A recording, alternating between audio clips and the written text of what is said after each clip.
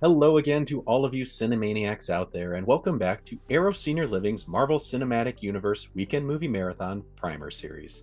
My name is Aaron Neeson, Arrow's visual media director, and I am your guide through this marathon, preparing you for the movies you are going to be enjoying with reminders and tips on important events and characters you will be seeing. Today, we are laying the groundwork for Black Panther, the 17th movie we are watching in this series. We just watched Black Widow, where we saw Natasha Romanoff, aka Black Widow, team up with her old undercover family to take down the Red Room, the organization that created and controlled her and other Black Widows, sending them against their will to do clandestine missions for Russia. We met Yelena Belova, Natasha's surrogate sister from their undercover childhood and fellow Black Widow.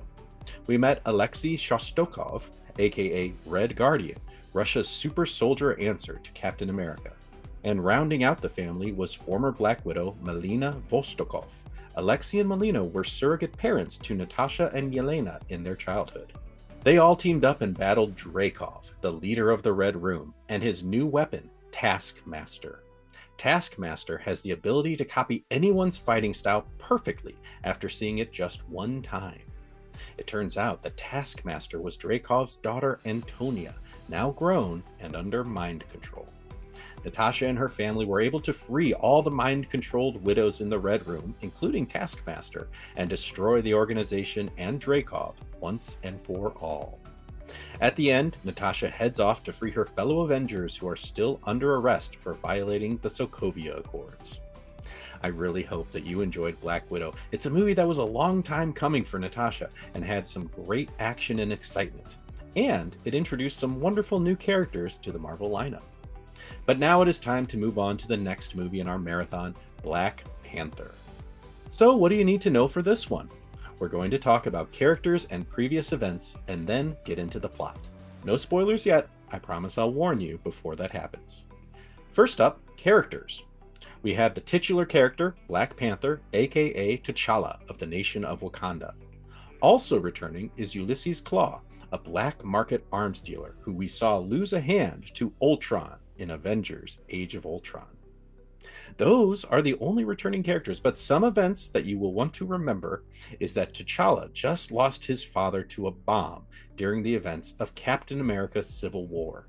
He is now poised to ascend to the throne of Wakanda. Also, for those wondering, Bucky Barnes is in Wakanda being treated by their scientists, but is in a cryostasis chamber during the events of this movie. And that's what you need to know going into the movie. You're going to meet a whole new cast of characters, but those are the characters and events you should remember going in. Which means now it's time to talk a little bit about the plot and some new characters. So if you're wanting to go in spoiler free, it's time to turn this off and enjoy the film. All right, is everyone here okay with some minor spoilers? Because it's time to get to new characters and some plot points. Njadaka, aka Eric Stevens, aka Killmonger, a former United States Navy SEAL and the son of the Wakandan prince N'Jobu. Nakia is a former member of the War Dogs, Wakanda's intelligence network, and T'Challa's lover. Okoye, the leader of the Dora Milaje. Wakabi, T'Challa's friend and partner to Okoye. Everett Ross, CIA agent. Shuri, Princess of Wakanda, younger sister to T'Challa and a brilliant scientist and inventor. M'Baku, leader of the Jabari tribe. Queen Ramonda, the Queen of Wakanda, wife of T'Chaka and mother of T'Challa and Shuri. And Zuri, Wakandan shaman and former member of the War Dogs. So that's the list of characters to keep an eye on through the movie. Now let's do a quick preview of the plot so you are all ready to go when the movie starts. The movie kicks off by showing how the country of Wakanda encountered vibranium, the special metal that they made Captain America's shield out of in a fallen meteorite. The country decided to keep the discovery hidden, posing as an impoverished nation, but secretly developing hyper-advanced technology using vibranium. In another flashback to 1992, we see the younger brother of King T'Chaka is living in Oakland, California, and planning to bring Wakandan advanced technology to the oppressed people of the world so that they can rise up against their oppressors. King T'Chaka winds up killing him when the discovery is made. In present day, after King T'Chaka's death and the events of Captain America's Civil War, his son T'Challa returns home to Wakanda. T'Challa prepares to be crowned as king, but has to get approval from each tribe.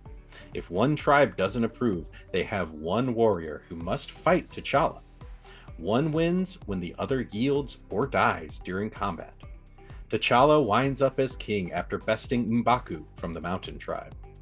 As king, T'Challa goes after Claw, who winds up in custody of Everett Ross. It's there that Claw is broken out of custody by N'Jadaka, aka Eric Stevens, aka Killmonger.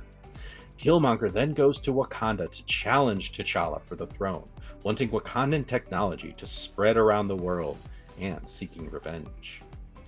And that's the general plot and new characters that you're going to get to know throughout this movie. No more details and spoilers. I'll leave the rest for you to discover as you watch. Fun bit of trivia. Black Panther first appeared in Fantastic Four number 52. Jack Kirby and Stan Lee have both claimed to be the originator of the character. Lee stated, "I suddenly realized that there were no black superheroes, and I felt we ought to have one. And we realized that Black Panther is one of the world's great scientists. So, again, I wanted to go against stereotypes." Meanwhile, Kirby stated, "I suddenly discovered that I had a lot of black readers, and here I was ignoring them because I was associated with everybody else." I'm very excited for you all to enjoy Black Panther. The nation of Wakanda and its Afrofuturism is beautiful and fascinating. Plus, there are some great performances and thrilling action scenes. I'll be back soon with another primer video for the next movie in our marathon, Spider-Man: Homecoming. Until next time.